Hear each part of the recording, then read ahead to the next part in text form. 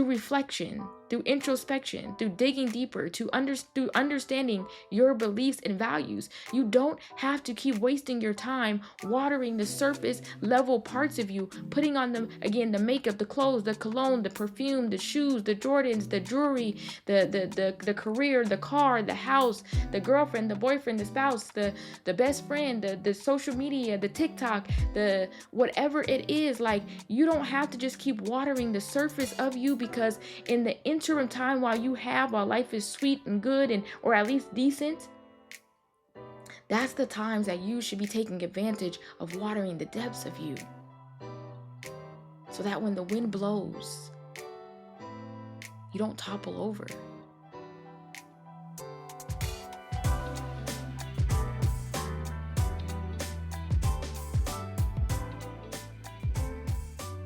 Welcome back to another episode of Renovating the Soul. I'm your host, Alexandria Robinson, and I'm so glad that you are joining me today. Whether you're new here or a returning listener, I believe that today's episode will spark some deep reflections. This podcast is all about introspection, personal growth, and exploring the deeper aspects of life. And I'm so grateful that you have decided to join me on this journey, that we journey together, as I like to say. In our last episode, we explored the theme or the topic of predators in the pulpit, essentially talking about how our spiritual foundations can be challenged and even uprooted when faced with unhealthy influences.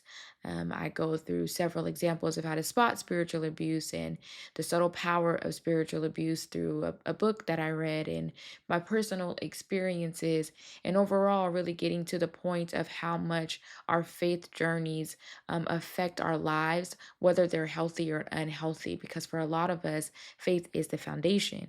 And so, again, when we're talking about being uprooted, right, we have to look at this concept of digging deeper into our roots. And so, today we're going to be diving even deeper into this concept about roots and how they play a crucial role not only in the natural world, but in our personal growth as well. Just like a tree depends on its roots for nourishment, stability, and growth, we too rely on the roots of our beliefs and values to thrive. But here's the thing: just like a tree needs deep root watering to grow strong and healthy, our beliefs in personal growth require deep nourishment to truly flourish. And so, in today's episode, we're going to explore why it's so important to look beyond the surface and dig deeper into our roots. Our roots being our foundational beliefs, values, and experiences. By doing this, by looking deeper, we can ensure we're growing in a grounded and healthy way that will support us throughout life. And so, first, I want to talk about the power of roots, or what are roots, and then dive into some of our beliefs and our values. Before I jump in there, I want to precursor this with: your girl is not a gardener. I'm not a plant mom. I'm not even gonna say probably. I cannot keep a plant alive. Honestly, I can't even blame it on my kids. I can't even say, oh, it's because I got 4 kids and I got to tend to them. If I was single and had a plant, I couldn't keep it alive. Okay. So yeah, I'm not a plant girl. I'm not a botanist. I'm, not like a nature adventure. Really, I watched my grandma when I was young, like, plant roses. And so some of those things are very fond memories of watching her dig up the weeds and plant roses in front of her yard. So I've always loved flowers like the, average person. And some years ago, I this idea for a thing called Blossom Girl. And so I looked up flowers and how the life cycle works, and or the plant life cycle, excuse me, works. And I just have always admired how much plants and trees and nature resembles and can be used as an analogy of our lives, and how much nature and us are so similar. I just love it. Like, when you really think about it, and I think we obviously know those things, right? We talk about butterflies and caterpillars and things of that nature, which is funny, no pun intended. But I think that once, even if you haven't thought about it before, I think many of us can easily understand how we can see plants and trees and nature resembling our lives and being able to be used as an example of how we should also live and approach life and challenges and things that we go through, right? And so, yeah, I just, for a long time, I really just been intrigued and inspired by nature and again, how it reflects us. And so let's dive in and talk about, like I was saying, we're going to start with the power of roots and kind of go through some definitions. So, what exactly are roots? In nature, roots are the unseen anchors that keep a tree stable and nourished. And I love this um, first little phrase, unseen anchors, because it very much resembles like our soul already and our beliefs and our values, those things that we cannot see, but that affect us the most, right? And so, without deep roots, a tree cannot survive. It will topple in strong winds or struggle to grow in times of drought. And this is really the main inspiration behind doing this episode, asking ourselves the question, what keeps me grounded in hard times? Because life is full of them. Life is full of hard times and struggles. Not one of us is exempt from hard times, difficulties, struggles, and challenges. And I think we hear often about people saying it's not what you go through it, but how you go through it. It's not what happens to you, but how you respond. Those are all reflections of us digging deeper into our roots and what really grounds us. I believe that a sign of an emotionally healthy and stable and growing person is how they weather the storms and handle the challenges of life. We'll talk about this later in a later episode when we talk about red flags, but I often ask my young cousins, especially the girls, when we're talking about relationships and assessing a person's character and who they are, I often tell them you should look at how they handle stress. You should look at how they handle struggles and trials and things. Do they crack and break down at the sight of something very little? The tire pops and all of a sudden he's freaking out, rolling on the ground. And I'm using, the guys as an example because I'm talking to my girl cousins more often than my boy cousins. Um, and so I'm like, is he, does he crack under every little thing of pressure? Does one thing get to him and he's just flailing with his arms around and falling on the floor? And obviously the same can be applied to a lady as well, right? To a person in general, right? And so it's really looking at how are we handling these moments, because what is at the core of us, what is at the center of us is really what keeps us grounded. And when we're looking at our roots are the foundational beliefs, values, and experiences that shape who we are. They anchor us in the world and provide the nourishment we need to grow. But just like trees, again, need that deep watering. You'll hear me reference this, and we'll talk about what that is here in a few minutes. But we need to nourish our own roots by digging deep into our beliefs and experiences to grow in a meaningful way. And so, um, when I don't even know the year. I have this open and I'm gonna post a picture too of it. But like some years ago, had to be 2013. So what is that? Almost more than 10 years ago, like 11 years ago. So like 11 years ago, I think I was preparing to speak somewhere and I wrote down this little structure, and it's like it became a saying that that has stuck with me since then. So it's been this saying that I've had, that whatever is at the core of you is what you are or who you'll be. Like, we have to look at the core of us, who we are, to and in order to understand how we function, how we respond. And because of that, I drew this little circle with three rings in it, and I'm looking at it right now, so that's how I can describe it so well. It's not that I have this down by memory, um, but it in the center for me, I knew that at the core of me was God, and so I put God. And at the time, I was trying to really understand my faith and how things work, so I put God, Jesus, and the Holy Spirit. I put the gospel, right? Like, I was putting these things that are at the core of me, and then I put from my core, how does my core inform the rest of my life? And so then I put, you know, relationships, decisions, discipleship, support, loneliness, servitude, support. Did I already say support? I got support on here twice. Love, struggles, growth. Like I put all of these other things because I believe that whatever was at the core of me informs how I respond, how I act, how I see what I do. And that's the challenge here today, to again ask yourselves, what is at the core of me that keeps me rooted and grounded, that essentially affects. I don't think I want to say essential. I think I want to say that ultimately affects how I respond to trials and tribulations, how I interact with friends, neighbors, and coworkers, how I act in general, private or public, right?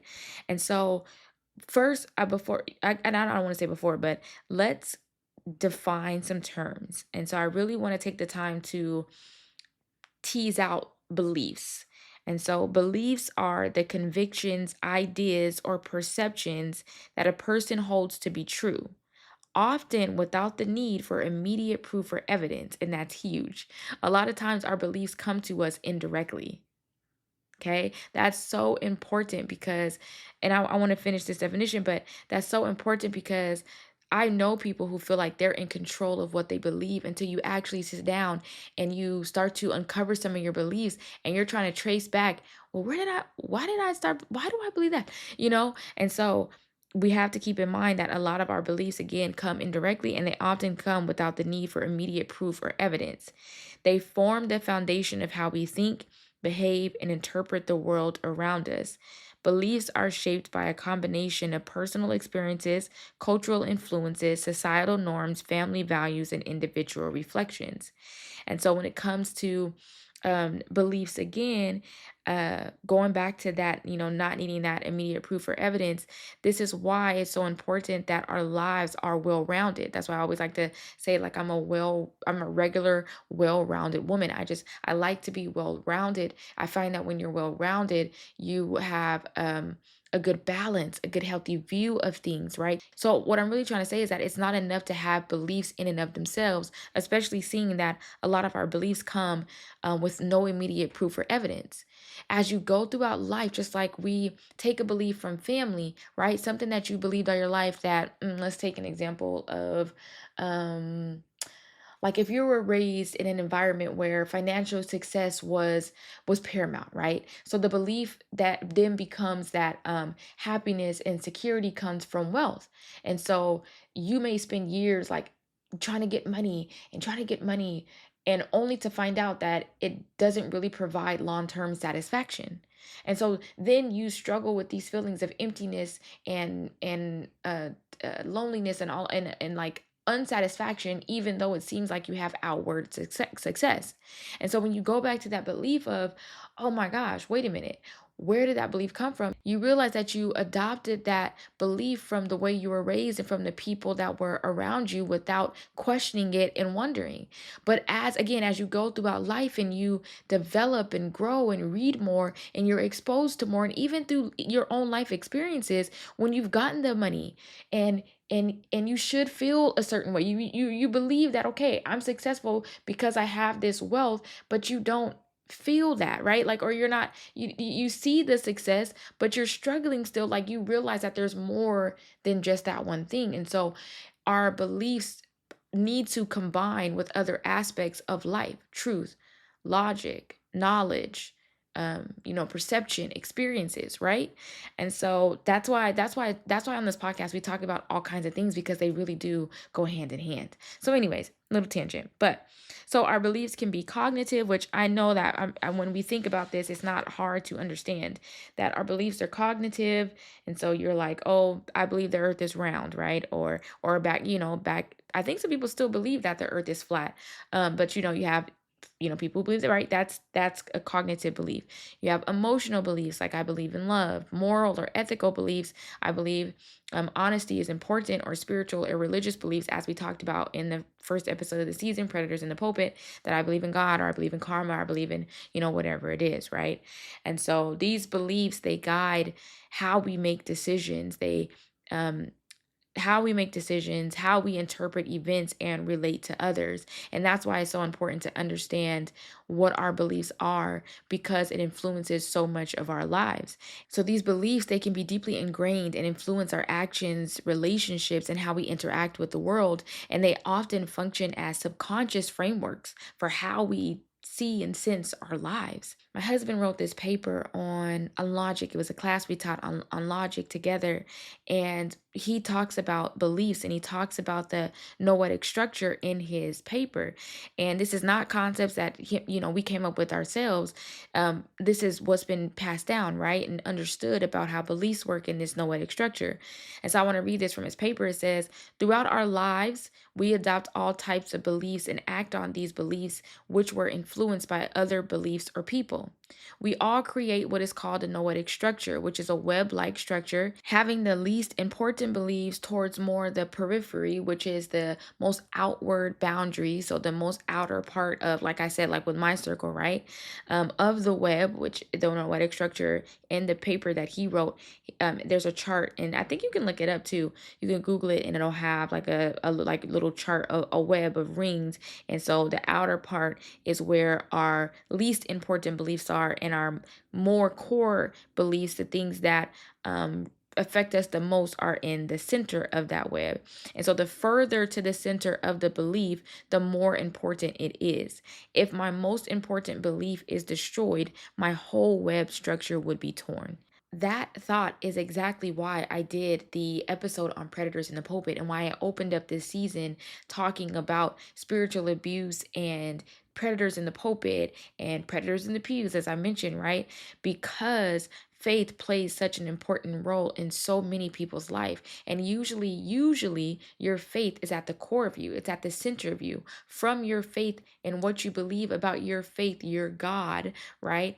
Informs how you act, how you live, how you see the world, how you interact, right? How you use your money, how you date, how you, right? And I also talked about how a lot of times people say they believe something, but they don't truly believe it, because your actions need to show that as well. Again, if I believe, and I'm saying again because I said this in the first episode, if I believe that I can jump, I mean, I can fly, then I'm going to get on that roof and I'm going to jump off of it and I'm going to fly. But I don't truly believe that. So I'm not going to act upon it. And so that's why it's so important for us to really dig deeper and look at our beliefs, because they inform so much of our lives. I want us to also keep in mind, and it's like nerding out, but kind of not too much, because there's so much about beliefs that you can read and get to know about. But there's also different degrees of beliefs. So all of our beliefs are not the same. And that's what the noetic structure is trying to get us to understand too, that all of our beliefs are not created equal. Some of our beliefs are at the more core of us. So those are the most important ones, whereas others are, kind of okay, we can change. Like, so let me say it like this. Usually how it works is, at the center of you, your most important beliefs are the ones that are also the hardest to change. Those are the ones that it will probably take years, if I had to put it in time, right, for them to change. Then you kind of have, and this is my own interpretation, then you kind of have your middle ones. So your middle beliefs are ones where you're like, okay, I could go this way, I could go that way. Like, I'm not like putting my stake in the ground, and this isn't the hill that I'm gonna die on. I'm still learning. I'm still mulling around with this kind of belief. And then in the outermost part, these are the beliefs that are the most fickle. Like, I'm trying to think of something. I don't know. I can't think of an example, but these are the beliefs that can be plucked up the easiest, that can be changed the fastest and the quickest, because they're the least, things that they're the most shaky. And that's not a bad thing, right? Because you don't necessarily need every belief to be at the core of you. You may believe that aliens exist, even though you've never seen them. But if someone came around, and I think there's different degrees to this for different people, but at the outer core, I could say, yeah, I believe aliens could exist. I believe aliens could exist. Now, if someone came along and said, aliens don't exist, we have 100% proof of that, will that really shake up my life? No, it wouldn't, because it's at the outermost part of me. Whether now I think the opposite, right? If we did find out that aliens did exist, right, then that would do something else to my structure. It would have to cause me to kind of shift some things around where I'm like, okay, so aliens exist. Now how do I act and respond with knowing that they exist? But again, finding out that they don't exist or do exist is not a hill that I am dying on. Now, it'd be different for me if at my core I found out that there's no God. That completely disrupts my entire structure and my entire web and would cause a lot of reassessing and my entire web to be torn and destroyed and a lot of trying to figure things out. Now, on that token, even though I believe that there is a God and that's at their core of me, and I believe there's good evidence for that, there are things that I have learned from my faith that were close around there, right? That have interrupted and changed how I see God, how I see my faith, how I see people, right? And so I'm just kind of giving this bigger understanding because I want us to get why this matters so much and why beliefs play such a big role in our lives. Okay, and so before I go, I'm gonna go back to a little bit back to the noetic structure at after, but I want to talk about values because we've already said that digging deeper into our roots means looking at the core of us, right? And at the core of us, in our souls, right, are these beliefs and these values. That's specifically what we're focusing on today. And so, values are the principles, standards, or qualities that a person or society considers important and worthwhile. They serve as guiding beliefs or ideals that influence decisions, actions, and behavior. Values help define what individuals prioritize in life and what they believe is morally right, meaningful, or desirable. So, from that definition, we get the hint that values, again, are important alongside beliefs. So, values can be personal. So, these can be these individual beliefs about what is important in life, such as honesty, kindness, hard work, or freedom. Cultural values can be cultural. So these are shared principles within a group or society, like respect for traditions, community, or social justice. And then you have moral slash ethical values. So these are values that govern what is right and wrong, such as fairness, integrity, and responsibility. And then we have these professional values that are values in a work context that might include reliability, creativity, teamwork, or professionalism. And so our values often guide decisions, helping individuals choose actions that align with their beliefs, and they can influence both long term goals and everyday choices. And so over time, values can evolve based on new experiences, learning, or shifts in life priorities. And I think that's to say, or shifts in life's priorities, reading from my notes there. Um, and so I love what this says, though, is that it says values often guide decisions, helping individuals choose actions that align with their beliefs. And so we're seeing this pattern, right? We're seeing this beliefs, values, action. They go hand in hand. That your values choose the actions that align with your beliefs, but it starts with your beliefs. I would say it goes beliefs, values, actions, that from your beliefs informs your values, informs your actions. That's how I would say it. I could be wrong on that. I'm not an expert, but that's just kind of my conclusion of what I understand and how I see it working. It can go other ways. That's fine. I'm not dying on that hill, just kind of an observation. Um, what I want to say too is that we see how your values and beliefs divide people in our history, that's so funny, history of America. And you can look at how we have the Republican Party and the Democratic Party, and how from the founding fathers, just different beliefs and values separated people to be in these different camps. You have this party over here that believes this, and then you have this party over here. And of course, I know that it's not just Democrat and Republican. You have independent. You have I know, I'm not a politician, but you have these different camps, right? So I'm just acknowledging that I know it's not just two main things. One of the examples, though, that kept coming to my mind was the time Martin Luther King days of segregation. And I was thinking about how, because of Martin Luther King's beliefs, like how strongly he believed in equality and in how wrong segregation was, and how, humans should be humans, right? Should be treated fair and equal. And we should have the same rights as other people, despite the color of our skin or how much money we make and all of these things. You can look at how strongly those beliefs played out in, again, values and actions, but really I want to focus on those actions, that from the beliefs, And really, I just want to focus on those actions that from the belief that he had led this movement, this amazing movement that, has informed the rest of history, that literally changed laws and changed mindsets and got people to believe something different, right? And that's the power of what our beliefs can do, not just for us, but for other people around us, for society at large, for our communities. And again, I'm kind of gonna like beating the, what is it called? I don't even know what it's called. Beating the horse with the dead stick, beating the dead horse with a stick. Y'all, child, I cannot think of the saying. But all I'm trying to say is, all I'm trying to say is, this is why it's so important for us to dig deeper and to understand our beliefs, our values. You may not be able to tease them all out. You may not even be able to trace where all of them come from. That's okay.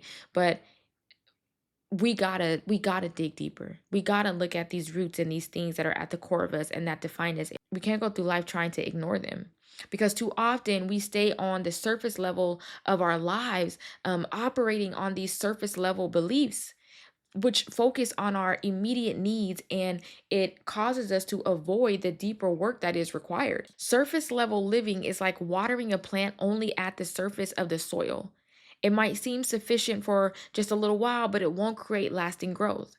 Without digging deep into our roots, we risk stagnation, and true growth comes from the depths, not from just skimming the surface of us. So last season, there was this method that I found. And I don't even remember what I was looking up or looking for, but I was doing some type of research and I came up on this method called the deep root watering method. Now, this is a real technique. It's actually just you the article I found is giving advice to people for how to take care of their trees and their plants. That it's not an analogy, it is a literal system. Now, when I read it, I saw a different from a different perspective.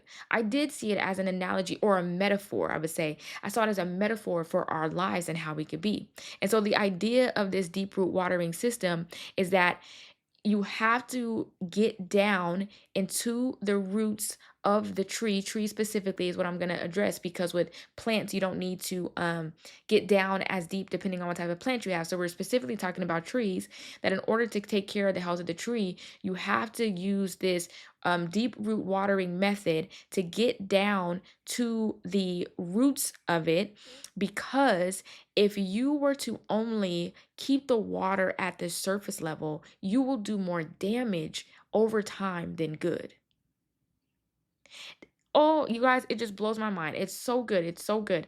They say that if you water the soil only at the top, you will only be able to maintain the health of the tree for only so long, because while it looks like you are doing good by the tree by giving it the water at the top and getting the soil, you're missing the main roots, and the roots are what is keeping the tree alive and grounded and healthy. That from the roots, the trunk is whole, the leaves are healthy, the branches are healthy. And when you stay at the surface level, you again do more damage. You almost kill it faster over time than doing the deep root watering method. And another thing that they said with the deep root watering method was that you have to do it slow. Oh, I just love this. I just love this as a metaphor. You have to do the deep root watering method slow. See, when you're doing the watering at the surface, you often want to put a lot of water because you think that by putting a lot of water, it's gonna make help it sustain for a long time. But it's actually doing the opposite. It eats it up so fast, so the soil so fast, because it's so thirsty from the roots not being fed, that you're gonna have to actually water it more. Isn't that crazy? That you're gonna have to water it more when you start doing it at the surface or the soil level. But when you go to the roots of the tree, you're more efficient. Even though it's a slower process, like I kind of think of it as like a coffee drip, even though it's probably not that slow. But when you get the tools down in there into the roots, it's a slower process, but it's a longer sustaining method for keeping the tree healthy and keeping the roots healthy. It helps with stronger roots, water efficiency, so you use less water over time when you water the roots. It has better drought resistance, so the plant with deep roots, they're better able to withstand dry conditions because their roots are well established and can access moisture from lower soil layers. And then you ultimately get healthier plants. That the deep root watering method ensures that the plants get the water and nutrients it needs, promoting healthier growth, improved flowering, and stronger overall plant health. And when you water at the surface level, you actually miss the things that the tree needs, and you're actually feeding other parts that really, that because all there are other parts that are sucking up the water that actually really don't need it. The roots need it the most. Y'all, woo, woo, woo, child. I don't know if y'all catching it. I hope you're catching it. I hope you can hear the excitement in my voice. Like, this is so good. It's so good. Like, this is such a powerful metaphor for our personal growth in our lives. That just like deep root watering encourages the roots to grow stronger and more resilient, focusing on deep self reflection and addressing our core beliefs, it can help us grow in a grounded and meaningful way. I also think about how we exhaust ourselves with so many things. And I talked about this in the first season.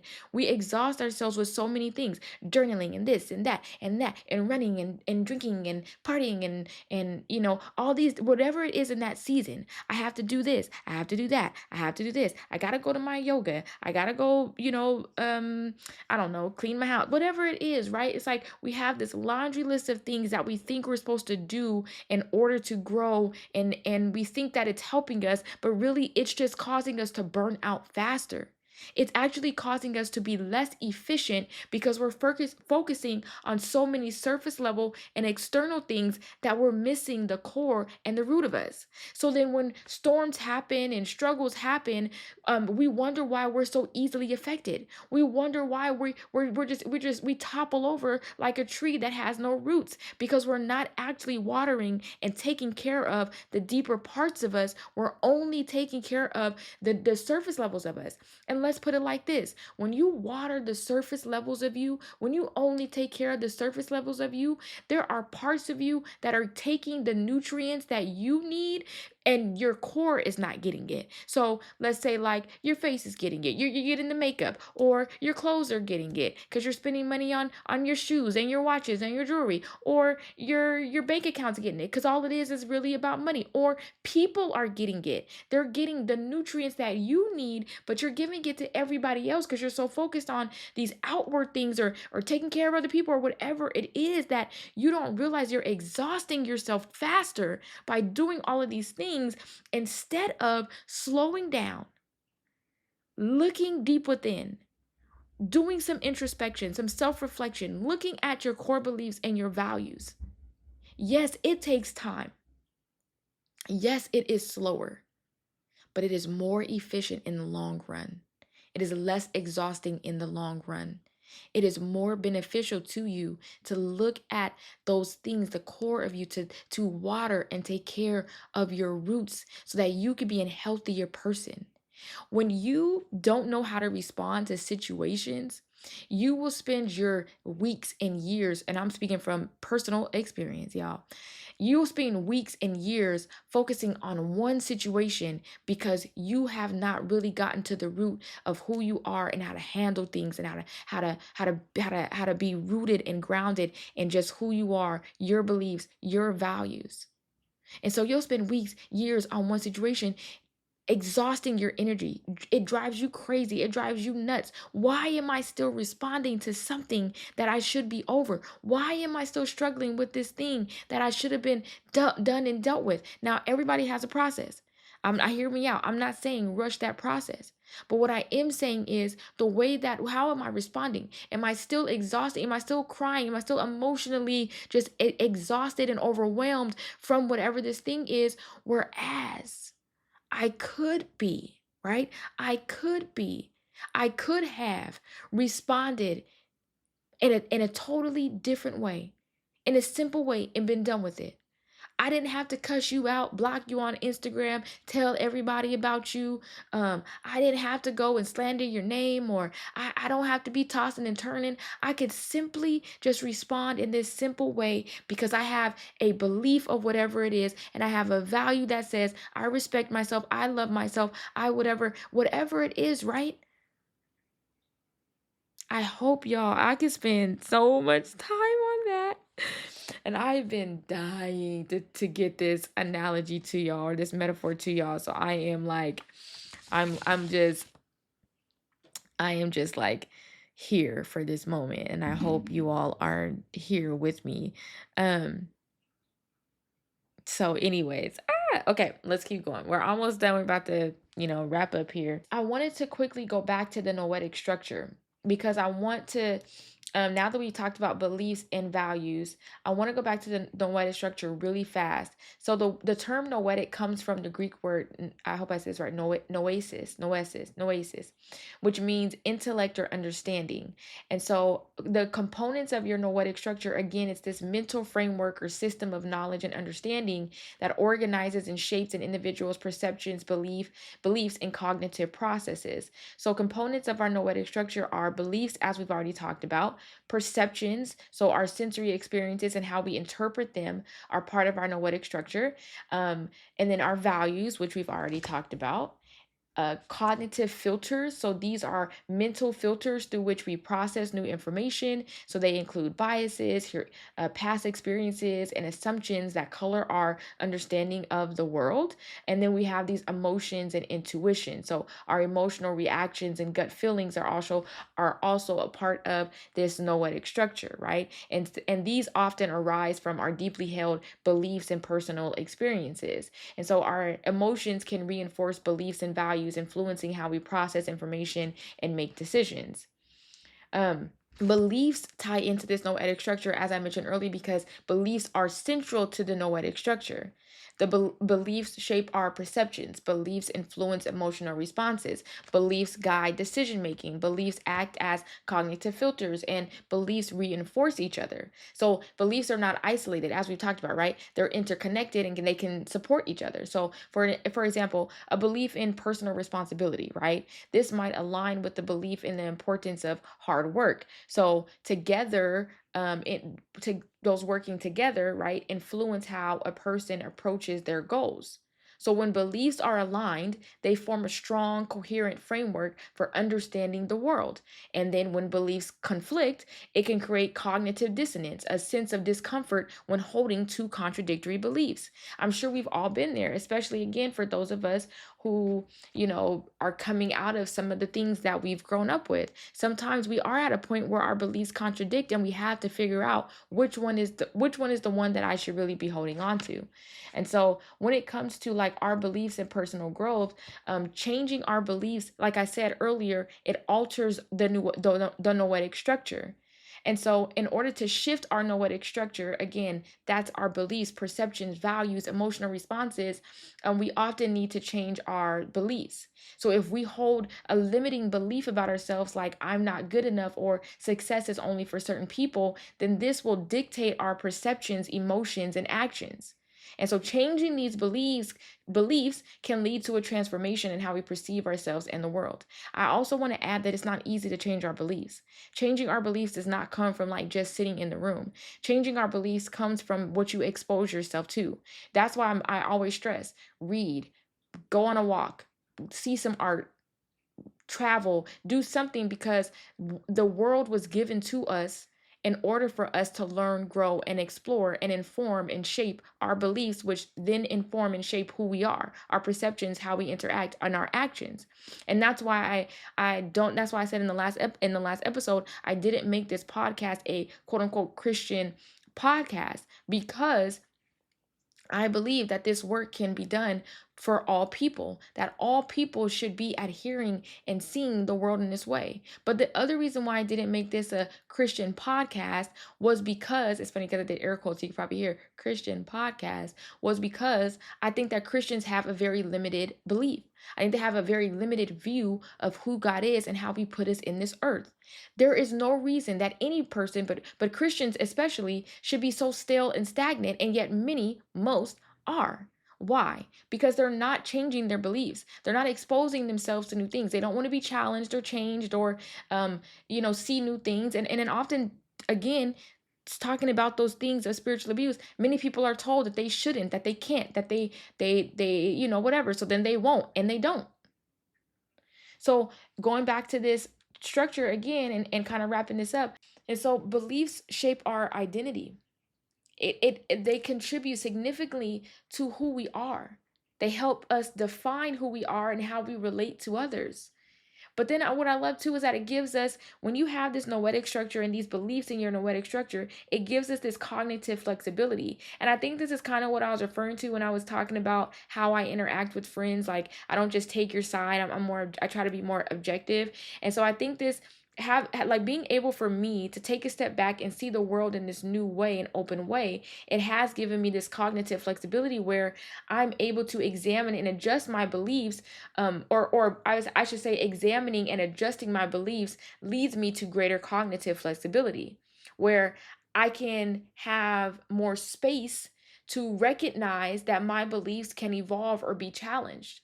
I can accept new experiences and have these deeper insights and more adaptive responses to life's challenges because you have this greater cognitive flexibility.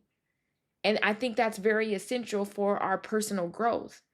Is when we get so stuck that we put ourselves in this bubble, we realize just how small the world is.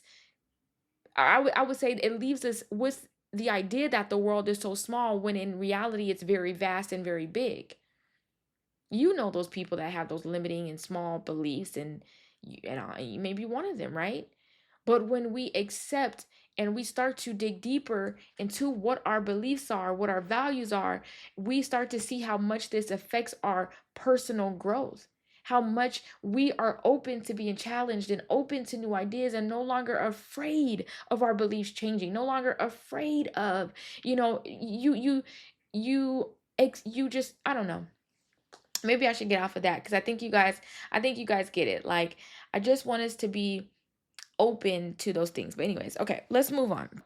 And so obviously, like when it comes to our roots and how our roots are affected, right? Those things that are at the core of us, they can be affected by both external forces and internal forces.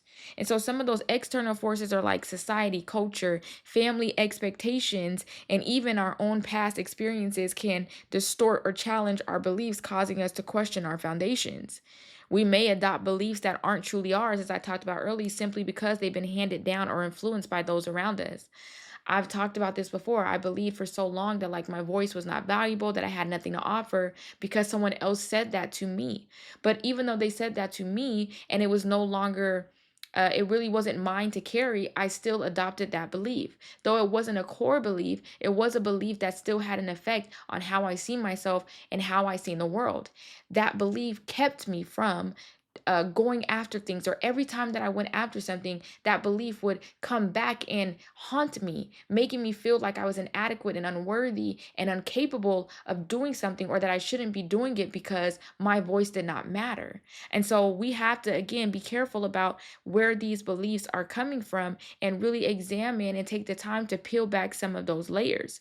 As I talked about earlier, some people may feel like that financial success, right? But for other people, you may have grown up in a family or an environment where academic achievement, career status, or again, financial success was internalized, that the belief is that your self-worth is tied to these things. So your self-worth is, saying it better, saying, kind of cleaning this up, your self-worth is tied to academic achievement, career status, or even religion, right? And how you perform in church or what you do. And so then you go throughout life, and even though you may achieve significant professional success, or you become a big church star, whatever it is, you may still feel unfulfilled and anxious and unable to reconcile your internal sense of purpose because of those pressures that were placed on you. And so it's like, I want to use it as an example where it says, it's just like a little quote, but it says, I spent most of my life chasing promotions and accolades, thinking that success meant constantly outdoing others. But when I finally reached the top, I felt lost. I realized that I had been living someone else's definition of success, not my own. Now I'm focusing on finding meaning in my work and building deeper, more meaningful connections with people instead of just climbing a ladder that never felt right to me. It's okay if that's your belief of success, but it's different when you've adopted a belief from someone else that you do not personally believe. You may be like me, where you came from a strict family that believed you can only do these certain things, or traditional expectations. You can only dress this way or not. Um, Let me say this. Let me go back. You can only dress this way or wear these things, or like how I grew up, tattoos are a sin. And so when I started realizing that some of these things, like when I wore jeans to church, oh shoot, I didn't burn. I got my first tattoo. Oh shoot. And then understanding that the scriptures, right? The scriptures that were used against me for why tattoos were bad, taking it back and then understanding actually what those scriptures really meant, and realizing that the way they were using them was inaccurate, it freed me up to new beliefs. Now, I got my tattoos, right? I got 4 tattoos over time. And after I got my tattoos, I no longer had the belief that my tattoos were a sin, but I held different beliefs about how they actually do the tattoos. There's no evidence or not enough research on how tattoos affect our bodies over time. I would realize that my tattoos would raise at certain points, like that it would be lifted as if I had just got it. And I've had my tattoos for years. And so my beliefs on it being a sin changed. However, I adopted new beliefs that maybe they're not the most healthy thing for me, and there's not enough research on the toxins and the things that do actually affect your body. But I ran to get my tattoos once I found out they weren't a sin, and I didn't care about the health implications. I just wanted to prove a point. So you see how, like, when we have those unhealthy beliefs, right, and they can be replaced with healthy ones, how it can inform our decisions very differently. I mean, we can go on and on with examples, and I'm sure you're thinking of your own, examples, and we can go back to, growing up again in toxic or unhelpful religious environments, or even, growing up in a certain marriage environment, or, I still have uncles that will try to take a baby doll out of my son's arms because they think that him carrying a baby doll is all of a sudden going to mysteriously make him gay. It's just silly, right? It's just silly things that we pass down from time to time, and beliefs that keep us very limited, and beliefs that can really do damage when they're acted upon. Again, can't stress it enough. That's why this is so important. It's so essential to dive deep into our roots, because true growth requires nourishment from the deepest part of ourselves. If we only tend to the surface, if we ignore the deeper layers of our beliefs and values, then we miss out on the opportunity to grow into the fullest, most authentic version of ourselves. This is where the deep root watering method can serve as such a beautiful metaphor, because just as trees need water to penetrate deep into the soil to encourage strong roots, we need to nourish our inner selves by going deeper. We need to give ourselves the time, attention, and tools to connect with our true beliefs and values. And again, when your beliefs and values aren't rooted, that means that they can be easily uprooted. I know people who beliefs change depending upon who they're dating. Beliefs change depending upon who or what setting they're in. All of a sudden they're acting different. They're acting on a new belief because they're around a different person. That's why it's important to be rooted at the core of you. As I mentioned earlier, there's different degrees, right? But your core beliefs shouldn't be changing with the wind.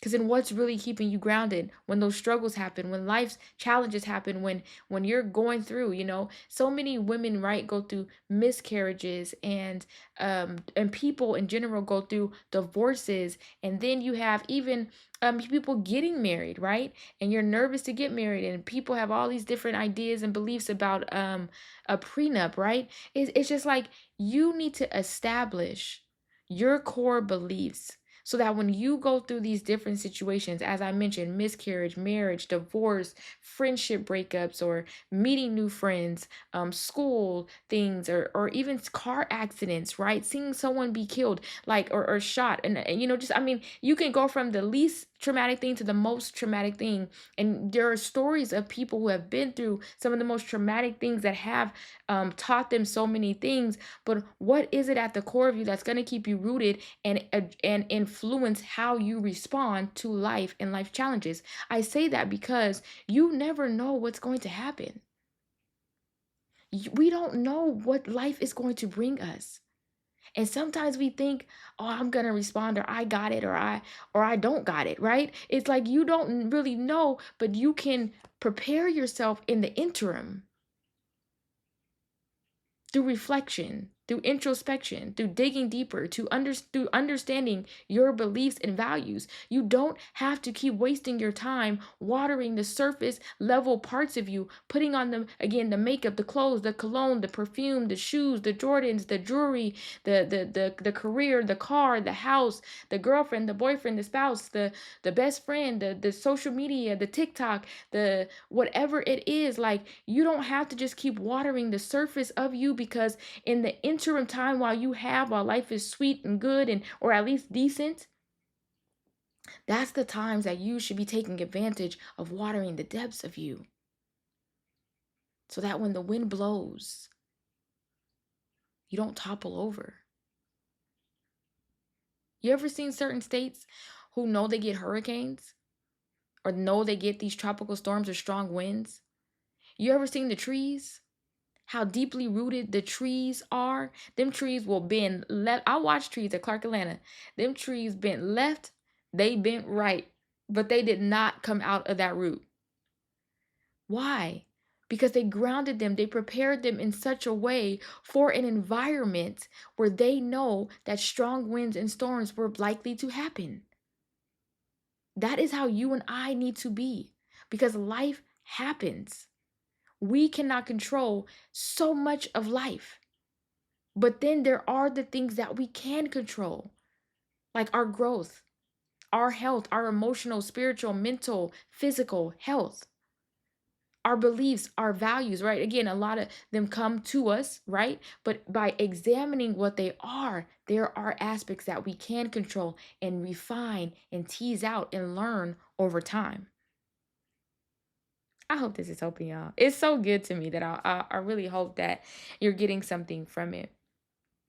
You know, we talk about renovating the soul. And in season one, I talked about specifically on renovation and building, what it's like to renovate a home.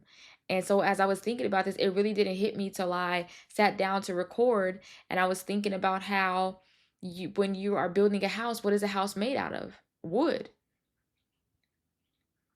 And what is wood from? Trees. And so even when we're looking at this idea of renovating our soul, our foundation, what the type of wood we use, right? The house itself is made out of wood. Obviously, the outside can have brick, but the inside structures of that house is wood. If you built the house on I don't know, materials, rubber, is that a good one? I'm by myself asking myself, is rubber a good one? I'm gonna go with rubber. Because I don't think that rubber is as strong as wood. And hopefully I'm right.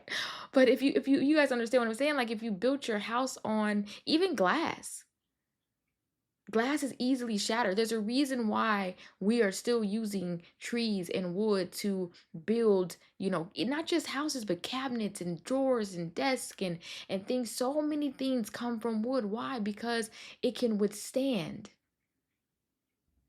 It can go through some things.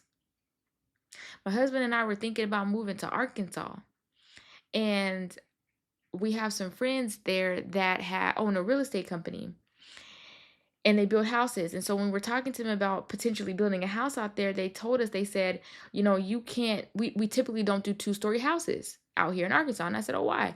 They said, because of the tornadoes. They're already preparing that house now to not be a house of two stories because they know that the environment is conducive of having tornadoes. They know that tornadoes are so likely to happen in that area, that why would I set us up for failure with a two-story house, and instead we build these one-story houses because we found that they are safer and that they can withstand our strong storms. Now, there's can be an argument made of why I moved there in the first place. And we're not going there. We're just going to stick with the analogy, y'all. Just rock with me. Sometimes I can feel like I hear, and maybe it's just me. Sometimes I feel like I hear the other side, which I do often. I try to look at both sides when somebody, and I just feel like I hear somebody like, yeah, but you could also just not move there. Like, you can also just not go to Arkansas. And to that, I say, you right, friend. I 100% agree. So, let me end this by giving you all just like a few practical ways that you can start to dig deeper. I did mention earlier journaling, and I use it as like a thing to do. But when I say journaling, I really just mean writing. Like, I don't want to make it a thing. It's just, all I'm saying is you can write, you can type on your phone, you can get a post-it sticky note, you can type on your computer, um, and you can start by just writing down your thoughts and reflecting on your beliefs. You can ask yourself questions like, what core values drive my decisions, or what beliefs do I hold that I've never truly examined? In my coaching session, my coach often asks me, I've been with her for 2 years, I think. Almost, actually, I think I've been with her longer. I think I've been with her for since my grandfather passed away, so it was like 3 years. And one of the questions that she asked me that stumped me when she asked me was, what core value does this trample on? And when she asked me, I was like, what are values? In my mind, I had to Google it. I was like, what are values? Because I didn't really know what my values were. I couldn't think of what are what are values? And so in from our coaching sessions, I have become more in tuned with what my values are and what my core values are. And she'll ask, what is at the core of this for you? Why does this matter so much? And so you can take one situation, as I do in my coaching sessions with her. You don't have to take many, but you could take one thing in your life that has happened, past or present, and ask yourself, what core value does this trample on? And Google what values are. Google some ideas of values like I did, and look through them, and get to know them and understand them. And over time, you'll begin to develop and understand. And now I'm faster. I'm faster at saying it. I feel like I'm limited in my still in the values that I know what my core values are. And then I feel like I'm still learning what my other values are. And so it does take time, but that's a way that you can start, right? What core values drive my decisions, or what beliefs do I hold that I've never truly examined? Like, I think one of the easiest ways to start again is with a specific situation, and then work your way from there. You can also practice, and this is, for people, just to give a name to it, like mindfulness or meditation. And again, I'm not trying to make these ultra deep or weird. It's just helping you to observe your thoughts and your feelings without judgment. And so this just allows you to sit quietly in a space. You can call it whatever you want to call it. You can call it quiet time. It just allows you to sit quietly in a space and really just give yourself time. No music, no distractions. If you got to sit in your car, if you got to sit in some office spaces have those quiet rooms. If you got to go somewhere, right? Whatever. Or even maybe you're reflective when you're walking around at the mall or going for a walk, right? But I say no music and things like that because you kind of want to look within without relying on the influence of certain emotions at that time. And even when you're talking to someone like a therapist or a coach or psychologist, they can bring up emotions as well, or a friend, even, right? Or a family member, right? But when you're alone and you have nothing to influence that, it's a little more organic, in my opinion. And so you can sit in a space, again, walk, whatever, sit at a park, and you can begin to reflect and just think, just become in tune with what's happening on the inside of you. And then from there, you can write down or voice note what you've experienced or what you thought about or what you've discovered. If you're like me, you might be a little bit of a crybaby. Because coming face to face with some of the things is challenging and hard. Some of the things that you beliefs that you've been holding on to about other people, I think are the hardest ones to have to let go of. Where you believe that someone was going to be further along, or you thought that someone was going to be here and they passed on, or you thought that you were going to have a different type of relationship with someone. We talked about last season grieving relationships. That is not an easy process because you have to directly challenge the beliefs that you've held all those years of the ideal that of a relationship that you were supposed to have. And I think that's a good example of holding two contradictory beliefs where you believe that this person is capable of doing this, but then you also believe that this relationship is probably not going to go anywhere. And so you're so conflicted. Like, I want this. I think it can happen. I believe it can happen. But then you're also like, but I don't believe that we'll ever get to the place that we're going to get. And so you have to figure out which one of those is going to inform your actions. And it created, I would say for me, this funnel of emotions because I'm fighting with these two contradictory ideas and I don't know which one is winning. I don't know which one I want to win, but it's causing me to act out. It's causing me to not like this person. It's causing me to stop speaking to this person for times or give this person the cold shoulder at one moment, but then, be nice to them in the next. And so it's challenging. The other thing that you can do is so that was mindfulness meditation, or like I said, quiet time, sitting still, just again being in tune and digging deeper and uncovering some of those beliefs and values that guide your life. And then, as I mentioned, using that notebook, journal, paper, post-it note, or voice note to write it down so you can see it. I'm a firm believer in seeing your thoughts on paper. I love me some pen and paper. Seeking diverse perspectives. So you expand your worldview by engaging with people who have different experiences or beliefs. You can seek diverse perspectives through reading books or having conversations with other people who challenge your viewpoints. This can help you break free from the surface level beliefs that may not truly serve you. And so, y'all know, I stress reading books, reading articles, reading different opinions other than yours, reading arguments on the other side of yours, talking with people who have had different life experiences. That has given me such a great appreciation for the way I grew up, and honestly, talking to people with different life experiences also created space and room. As we talked about with that cognitive flexibility, it created space and room for me to even appreciate what I did get in the moments of like growing up in church. Even though there's a lot of bad, I can also acknowledge that there's a lot of good too. Even though my family had so much drama and so many things, and there was, negative and all this stuff, I've also, from expanding and seeking these diverse perspectives, I've also been able to appreciate who they've been, who they are, the things I learned, right? And so you don't want to be all, like I said, a ball of just fire, right? You want to find that balance, and you want to be able to look at things a little more objectively and know that it wasn't all bad and it wasn't all good. But you can pull from both of those experiences to inform you and how you interact and how you grow and how you see the world. And it can, I should say, give you a different and a better appreciation for who you are, for how you've made it, or for what you do have. You can do this through coaching, right? You can do it through a mentor. You can do it through like I said, a therapy, psychologist, psychiatrist. You may even have a pastor who you trust, right? One of the things that I am obsessed with is people's stories. I have built so many of my programs and things off of hearing people's stories, creating space for people to share their stories. Because I keep saying this now that we keep talking about beliefs. But I do believe that everyone has a story, everyone has a journey. And oftentimes we only make space for certain stories or certain journeys, but everyone has something to offer in my personal belief bubble.